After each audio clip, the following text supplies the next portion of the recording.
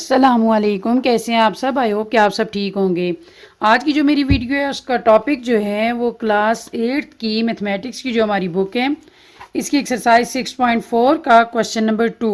मुझे बार बार मैसेज आ रहा था कि ये जो एक्सरसाइज 6.4 है इसका क्वेश्चन नंबर 2 जो है वो हमें सॉल्व करवा दें। बहुत से बच्चों के मुझे मैसेजेस आ रहे थे, तो इसलिए मैं ये क्वेश्चन जो है वो सॉल्व करवाएं। जब मैंने वीडियो चेक की तो वाकई ये क्वेश्चन जो था मैंने स्किप किया हुआ था, मुझे रह गया था।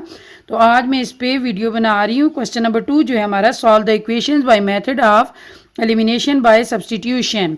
तो यहाँ पर एलिमिनेशन ऑफ सब्सटीट्यूशन का मतलब ये है कि किसी भी यानी एक्स या वाई में से जो आपको इक्वेशन में गिवन हो उसमें से किसी एक वेरिएबल या एक्स या वाई को एलिमिनेट करके, एलिमिनेट जिसको हम करते हैं वो मुकम्मल तौर पर उस इक्वेशन से ख़त्म हो जाता है, तो दूसरे की वैल्यू पुट करनी है, सब्स्टिट्यूट करना है, यानी दूसरे की वैल्यू पुट करनी है। तो ये क्वेश्चन आज जब मैं आपको हल करवाती हूँ, ये कुछ क्वेश्चन इस तरह से हल होगा कि इसका पहला पार्ट में करवाती हूँ। अगर आप को बाकी पार्ट्स की भी वीडियो चाहिए तो मुझे कमेंट्स में ज़रूर बताइएगा, लेकिन ये है कि आपको एक से इतने अच्छे से समझ आ जाएगी। तो बाकी आप लोग खुद कोशिश कीजिएगा। क्वेश्चन है हमारे पास 4x - 2y = 8। ये हमारे पास एक इक्वेशन है।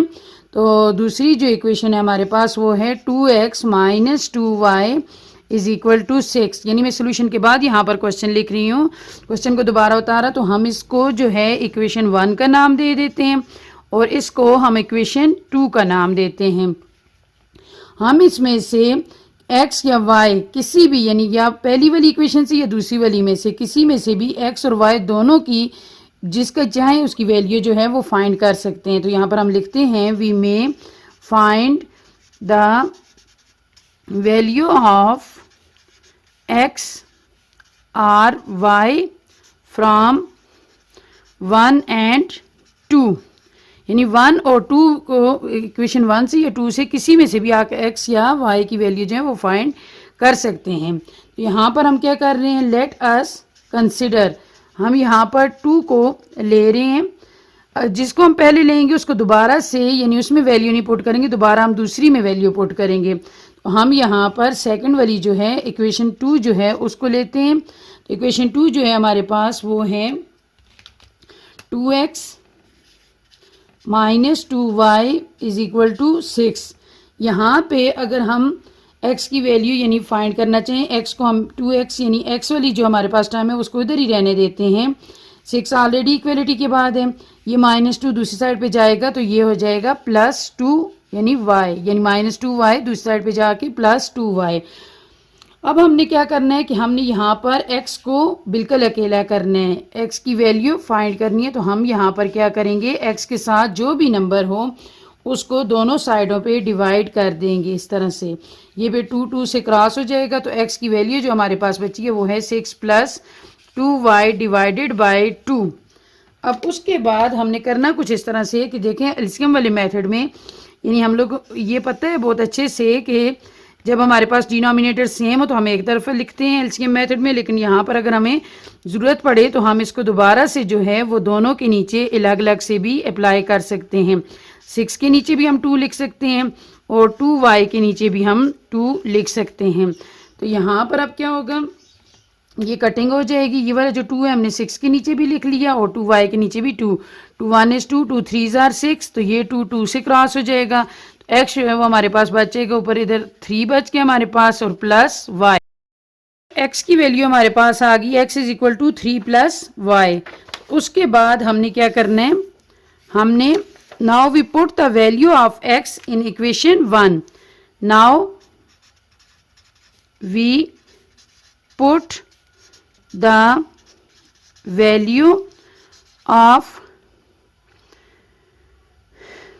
x in equation 1। हमारे पास जो इक्वेशन 1 है उसमें हम x की वैल्यू पुट करेंगे। ये जो हमारे पास इक्वेशन 1 है 4x - 2y = 8। जब हम इसमें x की वैल्यू पुट करेंगे यानी 4x - 2y = 8, इसमें अगर हम x की वैल्यू पुट करेंगे तो हम यहाँ से 2y की वैल्यू जो है वो हासिल कर लेंगे। तो हम लोग यहाँ पर x की जो हमारे पास वैल्यू आई है, ये हमारे पास x की जो वैल्यू आई है वो आई है 3 + y।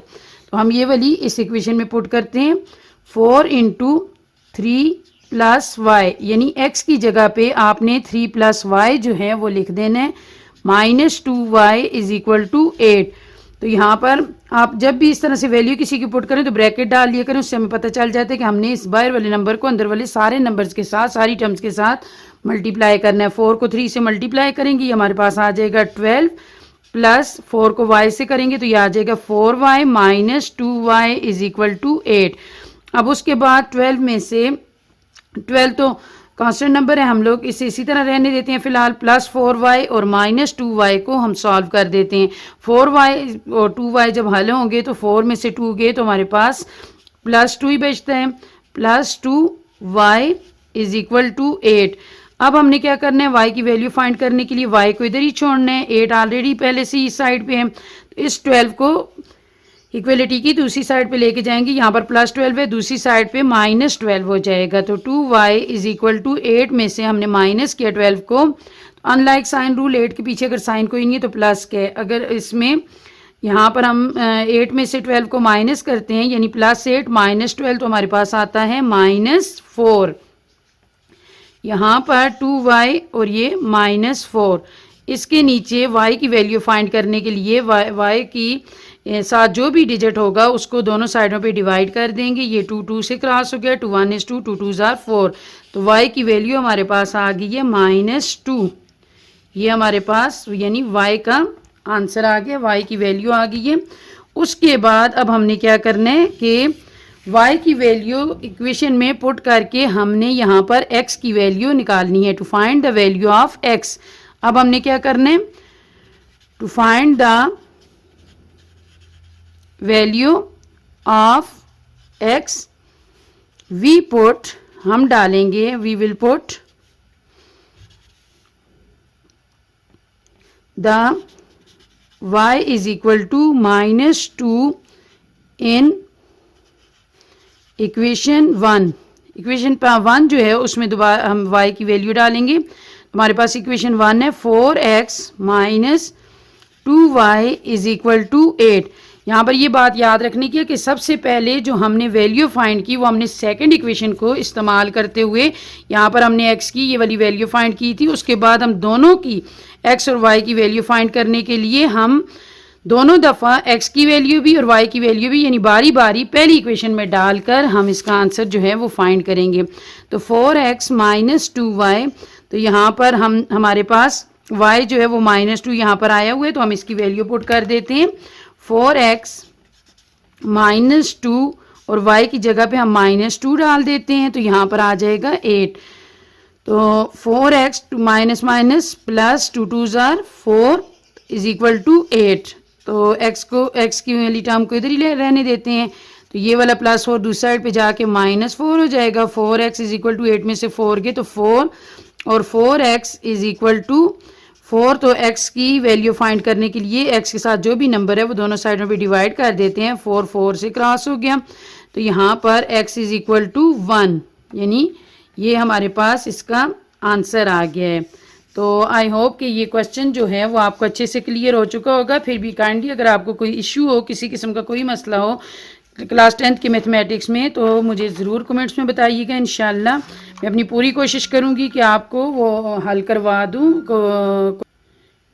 इंशाल्लाह मैं पूरी कोशिश करूँगी कि आपको क्वेश्चन हल करवा दूँ, कोई भी मसला हो इंशाल्लाह हल करूँगी।